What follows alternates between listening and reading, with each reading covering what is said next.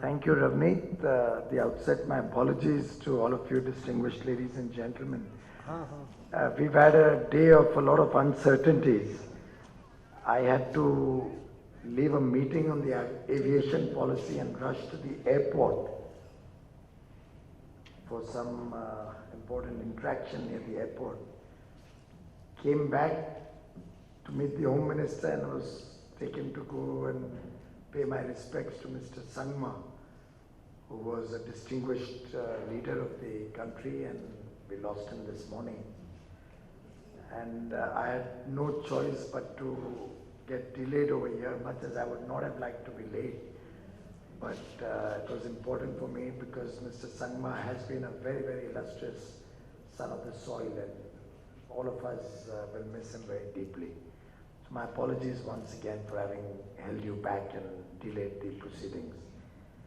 It's been a 3-day conference, so I believe most of the macro issues and the India story and all of that would have been largely discussed and covered.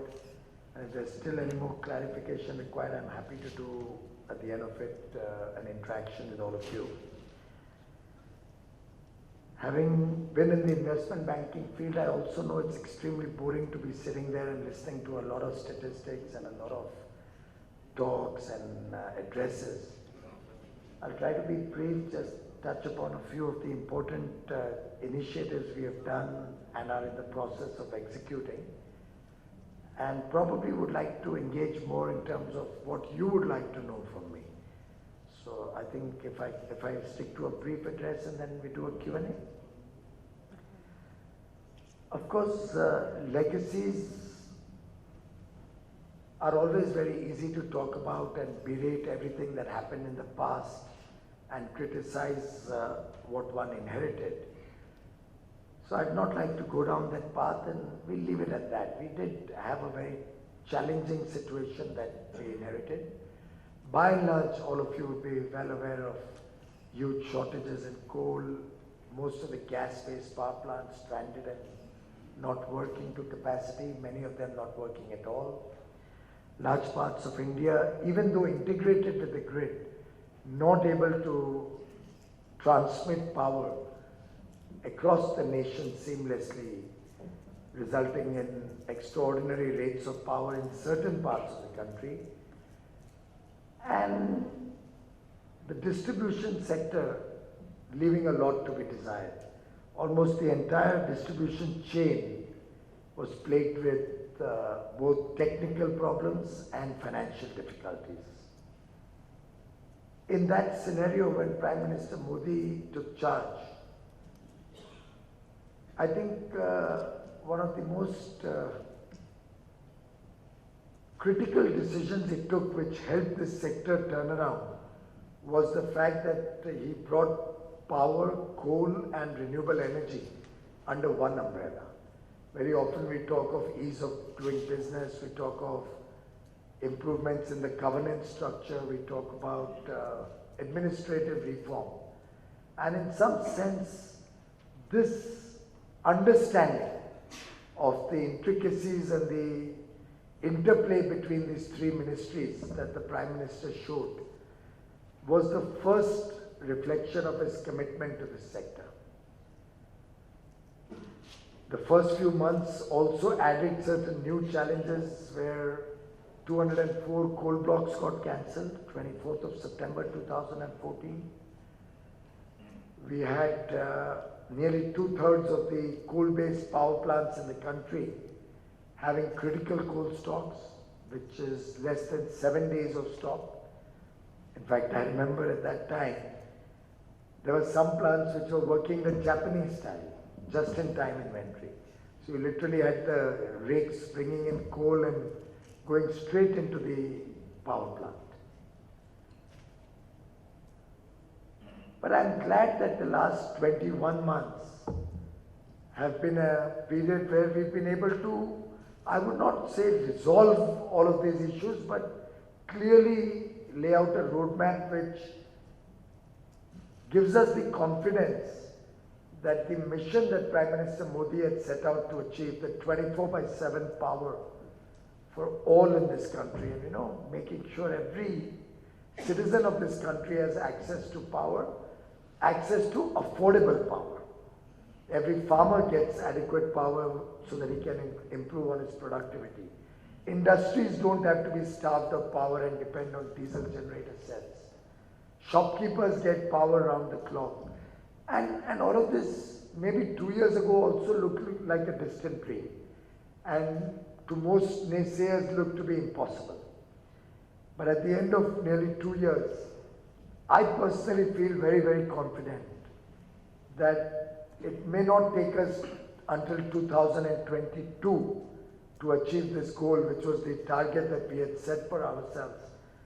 The 2022 year when India completes 75 years of independence, where we want to see every human being in this country having a home of his own, with a toilet in that home, with electricity access in that home, a road leading up to that home, good quality education and healthcare in his vicinity, a quality of life which ensures that every citizen of this country, every young boy and girl gets equal opportunity in life, gets a skill, is connected digitally to the modern world. Mobility is available for those who would like to explore new frontiers. That dream, as far as the power sector goes, I'm hoping we should be able to achieve by 2019. The year 2019-20 for me is a very crucial year, because that's the year I hope India's coal production touches 1.5 billion tons. Coal India itself contributing 1 billion tons out of that. That's the year I'm quite confident India will have 24/7 power for all. That's the year I'm quite confident India will be completely LED driven. All our lighting, whether at homes and offices, commercial establishments, industry, street lights, the entire nation will move towards LED. And of course, we will clearly see the progress towards our 2022 goal of increasing renewable energy 5 times from what we inherited to 175 gigawatts, as against the 34 gigawatts that we had inherited in 2014. I say all of this with confidence because the last 21 months have seen coal production grow in the first year of our government, or the first 10 months of our government, at 6.9%. Overall coal production growing at about 8.3%. Coal India itself was at 6.9%. The current year until January, or let's say until February, we are at a growth of 9.2% in Coal India. The other coal company, SCCL, is at nearly 20% growth. All of which has resulted in coal imports falling in this year. We'll probably land up saving about $4 billion of import bill in the coal imports. Of course, we have a challenge on coking coal, which we may need to continue to import. And there are certain thermal plants which have been designed on imported coal. So converting them to indigenous coal may either have a significant cost impact, or in some cases may not even be possible. Other than these two requirements, coking coal and imported coal designed power plants, I'm fairly confident that within the next 2 years, India may not need to import any more coal, thermal coal. Even the coastal plants which can absorb more domestic coal, we are working on inland routes and the sea route to take coal, let's say to Visakhapatnam from Paradip, or to the southern plants in Tamil Nadu, or to the plants in Maharashtra and Gujarat. So Orissa could land up taking coal through the sea route to some of our coastal plants. In terms of gas, we have certainly devised a mechanism by which we have supported gas-based plants in the last 12 months and have been able to revive about 11,000 megawatts of gas-based plants, which are working between 35 and 50%. There was a little snag about the treatment of local sales tax which is called value added tax, VAT in India. And different states were interpreting that law differently. The budget on the 29th has resolved that matter, and gas has now been considered as a fungible commodity. Fed anywhere into the pipeline, it will attract only CST, Central Sales Tax. And the one last impediment to the use of gas through the pooling mechanism, which the government had introduced a year ago, has been made easier and will now become much more viable. Of course, this mechanism presently provides for government support until March of 2017. But I'm trying to use the next 12 months to engage with companies and countries around the world. And I'll be delighted if some of you in this room or Deutsche Bank can help me in my effort. The idea that I articulated in Australia during the energy dialogue last month was to see if we can use this current downturn in the gas sector to tie up gas for the long run, maybe 5 years, 10 years, 20 years. I'm happy to do as long a tie-up as is possible for huge quantities of gas. And I'm talking maybe 60, 70, 80 MMSCMD level of gas consumption for the 24,000 megawatt of power plants running on gas. For which my concept is that given the vagaries of pricing and the future that everybody is seeing in the oil and gas industry, it may be a win-win situation where we could tie in gas from source with a reasonable return on equity for the gas generator, do the gasification facilities dedicated on a take-or-pay basis, tie up shipping for 20 years, 15 years, 25 years, and I'm told the Baltic indexes are probably at the lowest ever right now. So it's the right time to tie in the shipping routes also, regasification plant in India, and feeding into the pipeline that we have all across the country.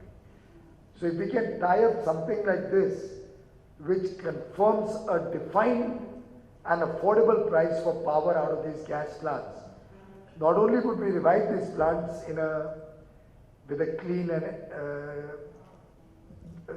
a fuel which does not pollute like coal does and contribute to the climate change initiatives, but also help us provide the peaking reserve or the spinning reserve, which will further help me to increase the renewable energy program and expand that much faster. So I'm looking at working towards a more long-term solution on gas. But on the domestic gas front, this budget has also shown us the way to encourage newer discoveries and new investment in the gas sector.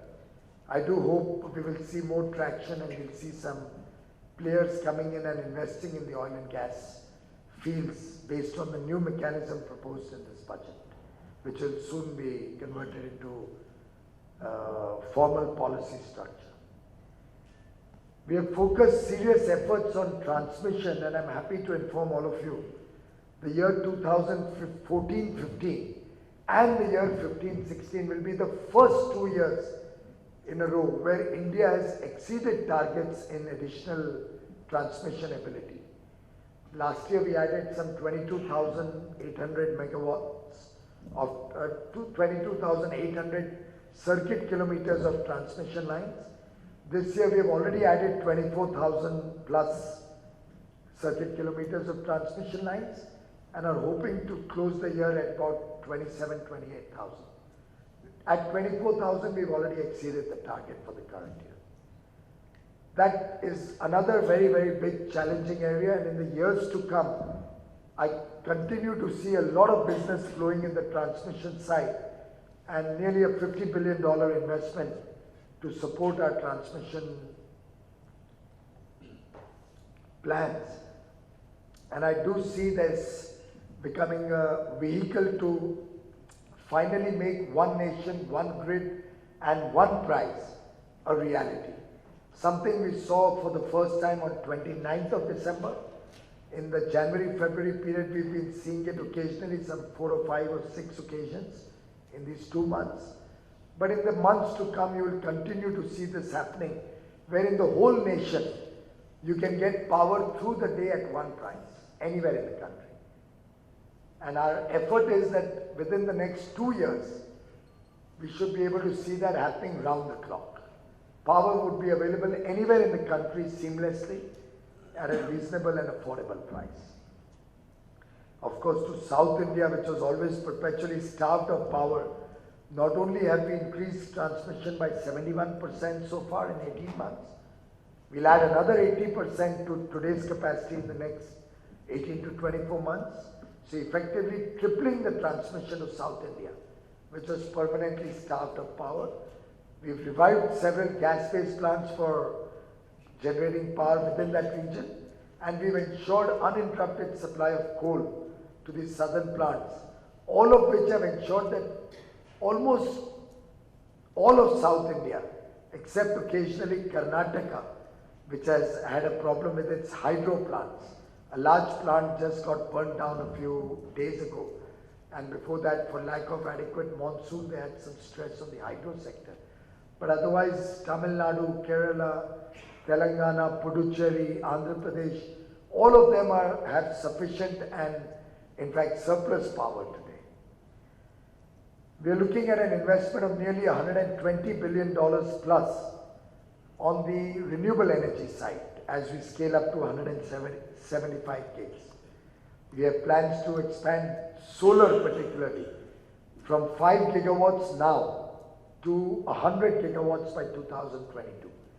And towards that end, we've approved 33 solar parks and also started work in a possible another 20-25 solar parks in the days to come. We'll be making sure land and transmission is available. All these contracts are given out in a completely transparent bidding mechanism. And given the fact that we've also introduced very strong counterparty strengths through introducing NTPC and SECI as the bidders, prices have fallen nearly 35-40% in the last 18 months. Some of the bids now are as low as 4 rupees 34 paisa, 4 rupees 50 paisa, 4 rupees 63 paisa, which translates to about 6 or 7 cents, 8 cents, not even 8, 6 or 7 cents per unit of solar power. There's another big investment opportunity on the distribution side, the last mile connectivity, where I hope to see $25-30 billion, largely supported by central government funding, to further upgrade the last mile connectivity and take power to those 50 million homes or 200 odd million people who have been deprived of power for nearly 68 years after independence. And it's something which we actually feel very ashamed about. In fact, Prime Minister has set a target of 1,000 days from 15th August 2015, when we have to take power to each one of these 18,452 villages, which still don't have power as of 1st April 2015. We have a mobile app which each one of you can also download on your phone, by which you can monitor the progress on that project. We've completed 6,080 villages out of 18,500 already. And by the end of March, 31st of March, I'm quite confident we would be completing 7,000 of these 18,500 villages, well before schedule. And my own internal target, and it's not something that's in the files, I've put it on my mobile app.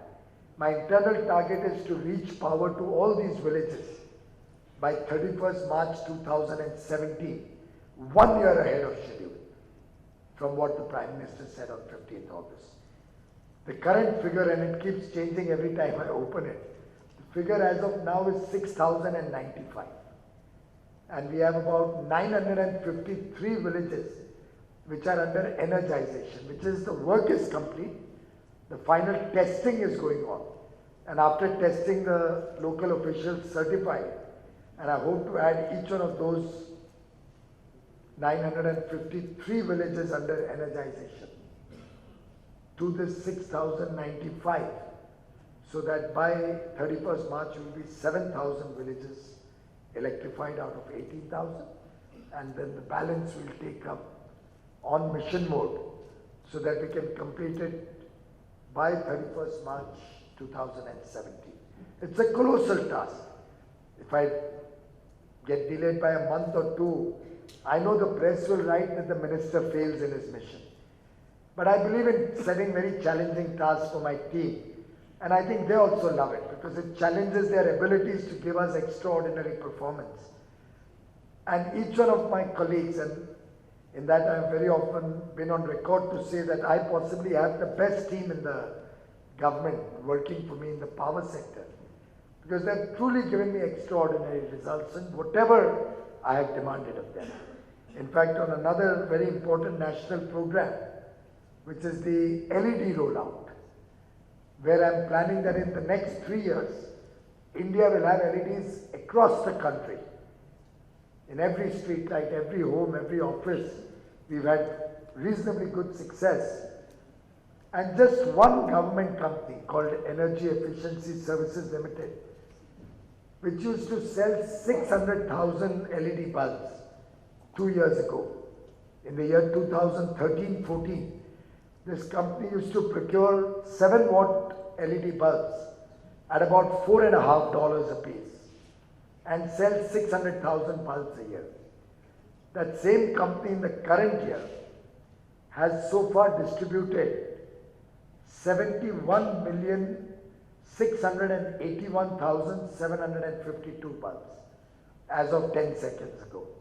Another 30 seconds, this number will change. So it's being recorded wherever they are selling these bulbs. They put in the consumer number, his name, his mobile number on the computer, and it gets uploaded onto our cloud and this website and this mobile app. I'm happy to have you download this on your phones, and anywhere in the world you can monitor our performance real time.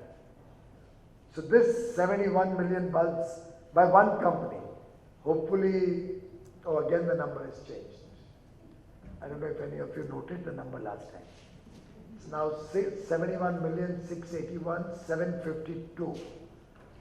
And it'll keep changing every 30 seconds. And it gives you drill down data right up to the fact that if somebody in Delhi stays in a particular area, let's say Chanakyapuri, he'll know where he can go in Chanakyapuri to get bulbs if he wants to change his bulbs. Apart from this, of course, we have the private sector also selling these bulbs. And until 31st January 2016, the February number hasn't been loaded, they had sold 51 million bulbs also. So effectively, India has been able to change about 120 odd million bulbs in 1 year. I'm hoping that this company will change not 71 but 90 million bulbs by the end of March. So they are working at a pace where they used to do 600,000 a year 2 years ago. They're doing between 600 and 700,000 a day today. And that's a government company doing it, not a private sector. Many of you reform-oriented analysts usually are always asking me, when will you privatize Coal India? When will you privatize the national power utility? And to all of them, I've always thrown up this challenge that I'd love to see any one company in the world matching the performance of this government company. By the way, the numbers again changed, 71,681,851. Of course, it's the evening hours, most offices would have shut shop now. But it continuously keeps revising as whoever picks up any bulbs. So the long and short of what I wanted to convey was that India is planning to scale.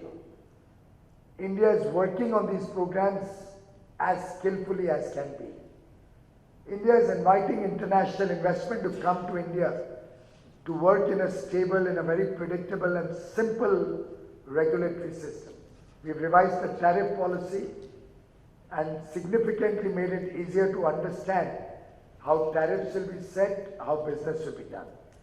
We've introduced the Ujjwal Discom Assurance Yojana, UDAY, which to my mind would be the most overarching, holistic and most comprehensive review of the power sector ever undertaken anywhere in the world to serve 1 billion plus people, and will help us to permanently resolve the stress of these discoms.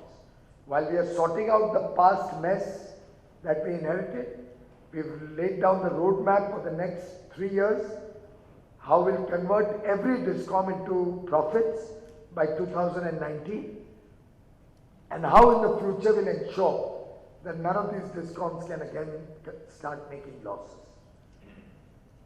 And then of course there are several other smaller initiatives I could talk till tomorrow morning if I was to try and explain to you all the other steps we are trying to do, our perform, achieve and trade, our effort to convert the balance 35,000 kilometers of railway lines where diesel locomotives still run into and electrify them and ensure that every railway wagon runs on electricity, eliminate the use of diesel in the railway network.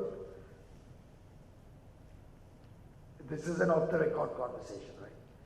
I personally have a vision that I would love to see India 100% work on electric vehicles by 2030.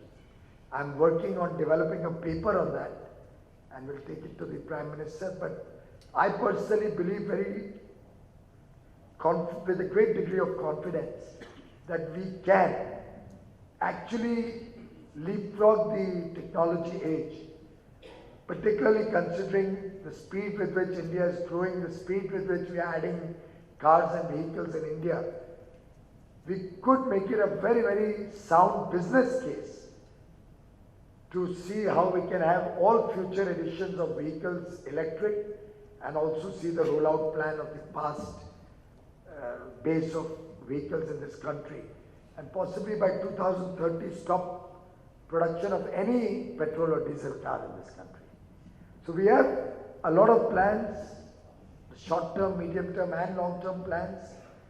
I see this sector as providing the largest investment opportunity that is available in this sector anywhere in the world. My own interaction with the developed countries demonstrates very clearly that they have peaked their development on the power sector. In fact, with energy efficiency playing a greater role, their own consumption of electricity is going to fall. Both Japan and Australia have modeled their electricity sector in the days to come to show a declining trend of consumption. In this scenario, I don't think anywhere in the world will investors, technology providers and industry and service providers in this field have an opportunity as large as India, and aspirational India, where 1 billion people are looking for a better quality of life, for which electricity can be the fulcrum, the base on the back of which we can truly provide good quality of life to our people. So in this scenario, I would invite all of you to come and invest in India, look at India with a new leadership, a leadership which believes in governance, a leadership which believes in transparency and honest administration, a leadership which is willing to think to scale, think big, not wait for the sustainable development goals to reach affordable energy access to the people of India by 2030, but challenge ourselves to do it by 2022 and then further work towards the mission to try and do it by 2019. Thank you very much, ladies and gentlemen. If I can get a paper. I'll take until March 2016. Should we expect 75% of the debt to be converted into bonds next year? Because the problem is that it's creating a little bit of concern in this, bond market, and state finances are looking a little bit, stretched. So if you can give a little bit of outlook on the fiscal of the state finances and what is the amount of bond we should expect in 2016-17? Just to follow up on that. Yeah. So on Uday, the plan is to convert the DISCOM debt and then absorb it into the state finances, which resolves a significant part of the DISCOM problem as of today. But what are the incremental steps that would prevent the recurrence of a similar problem, either in terms of adherence of the DISCOM to particular financial metrics or targets, or in terms of agreed tariff revision plans and so on and so forth that will avoid a recurrence of this issue? That's it. So, what do you thought? I mean, while you have a great initiative on connecting most of the villages in India with power, can the states derail them politically by just not buying power? That's it. What is your assessment of when the core auction blocks, which are auctioned to private sector parties, when do you think they will start getting into production? Because there seems to be some lag there. That's it. Thank you. As regards the Uday bonds, some of them may come before March. Some 4 states have received permission from the Finance Ministry, and I think are in dialogue with the Reserve Bank and their bankers. But I'm not ostrich about anything I do. I hope by now you know that Uday is a completely voluntary scheme. I have not asked any state particularly or forced anybody to participate, but we still have over 16 states and 90% of the debt already committed to joining Uday. 6 states have also entered into legally binding agreements. The 7th we did today with Punjab. So today 7 states have already made legally binding agreements. And these states are not run by the BJP, my party. It includes Uttar Pradesh, run by a party with whom we can't see eye to eye on anything at all. A state like Bihar, which agreed to join Uday within 15 days of my losing the election there. What I'm trying to say is Uday has been a bottom-up approach, actually crafted by consultations with all stakeholders, banks most particularly. In fact, the banks were the ones who were the most excited about the happening of Uday. And there are concerns in bond markets, but that's because of lack of their own understanding of what Uday really is all about.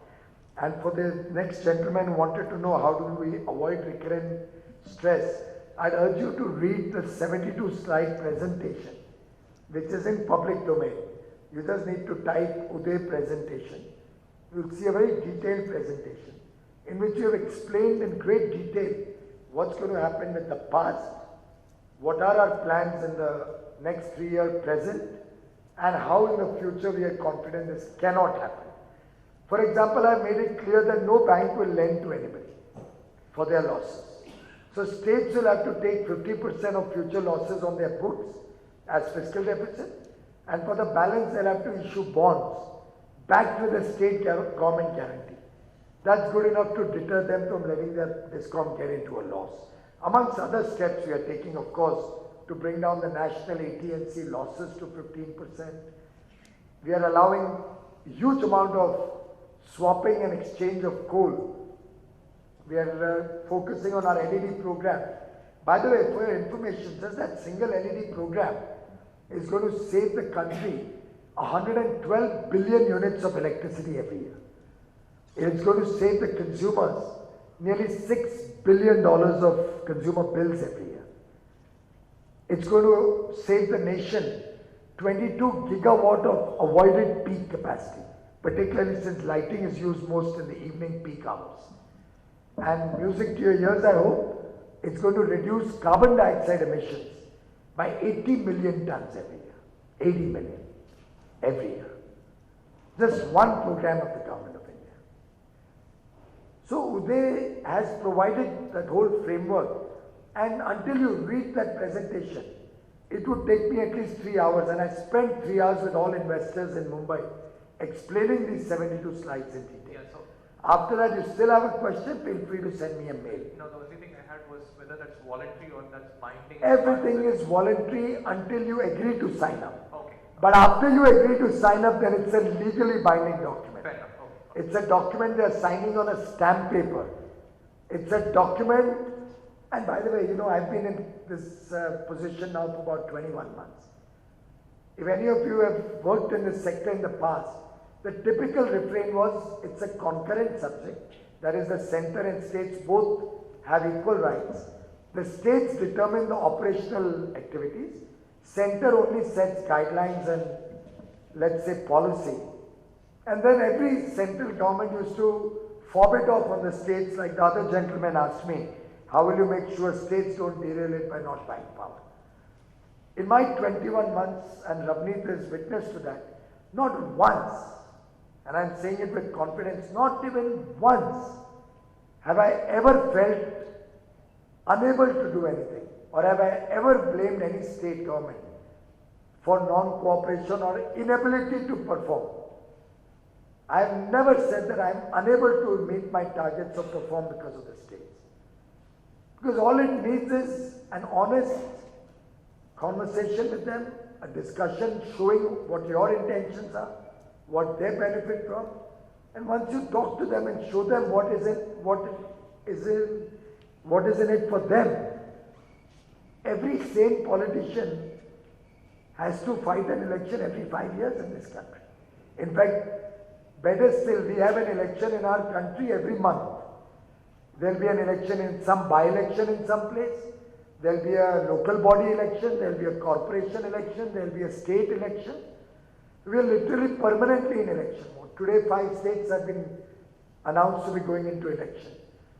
Until 15th of this month, I think, Uttar Pradesh has some by-elections going on the members of Legislative Council. In fact, I had to cancel one of my official trips to Uttar Pradesh about 15 days ago because an election got announced one day before I was to go. So we are continuously being tested, as Prime Minister said in his last Mann Ki Baat. We are facing an examination almost on a real-time basis. And to add to that, we are putting that on the website. We are putting that for you to monitor on your mobile phones. And now we are making it easier with apps. So you'll have mobile apps, whatever part of Uday you want to monitor. I'm going to come out with several new apps in the next few days. More so because the website, I find very few people take us to really go into a website and dig deep. You've not read Uday's 72-slide presentation, right? So the idea is that we're going to make it much simpler through apps. You choose what aspect of the sector you want to follow. Somebody wants to see coal production, I'm going to make an app. You can see coal production real time every day. Somebody wants to know, villages are already on the app, LEDs are already on the app, but somebody wants to know at what price power was available 15 minutes ago. I'm shortly coming out with an app which every 15 minutes will tell you at what price power is available everywhere in the country, every part of the country.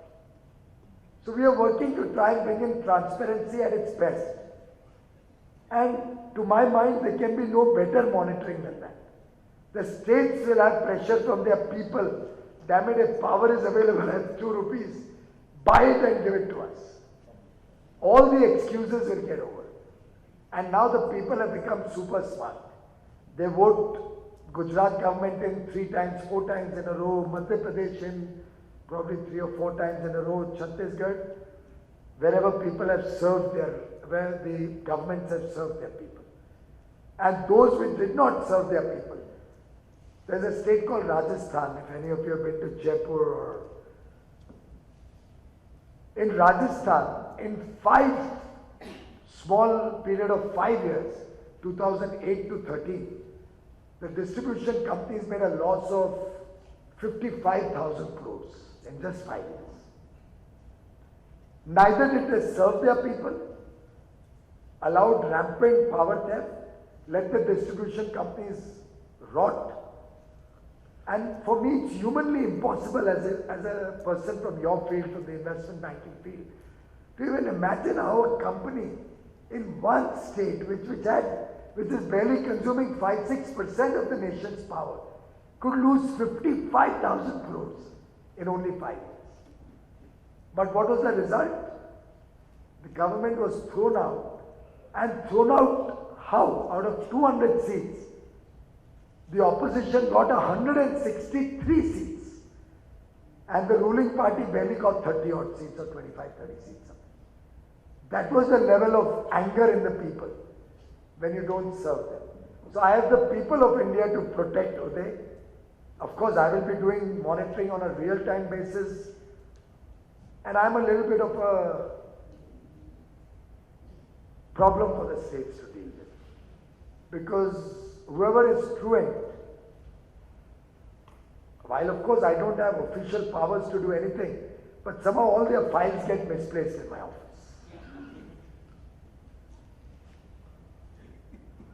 Your last question was about the coal block auction. 10 of those mines have already started. There were 35 mines which are operating, 10 have started. The rest mostly are in Jharkhand. And there's a problem that cropped up, Jharkhand and Orissa. The problem was that the Ministry of Environment and Forest, when we went back to them for giving us fresh approval, because now there's a new mine owner, needs a fresh mining lease and a fresh approval.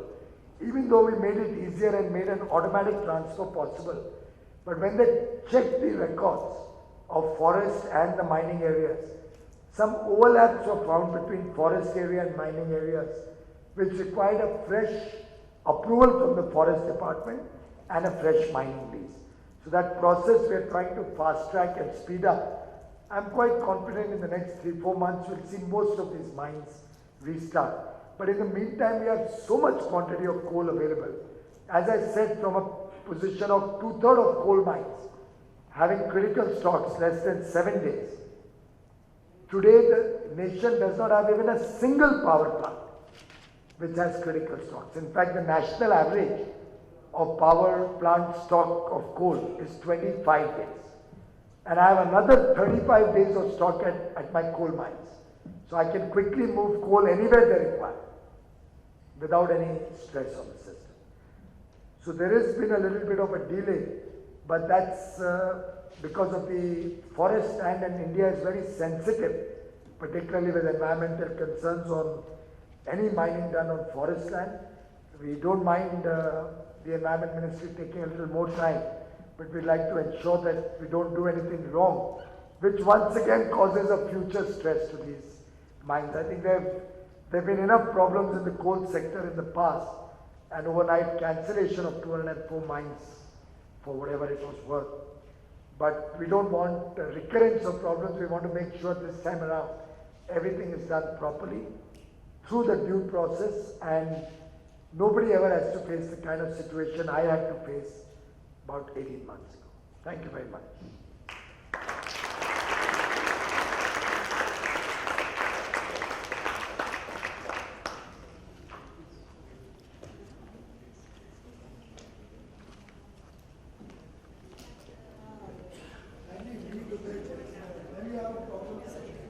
Good evening, delegates. For all travelers to international airports, we have a bus arrangement.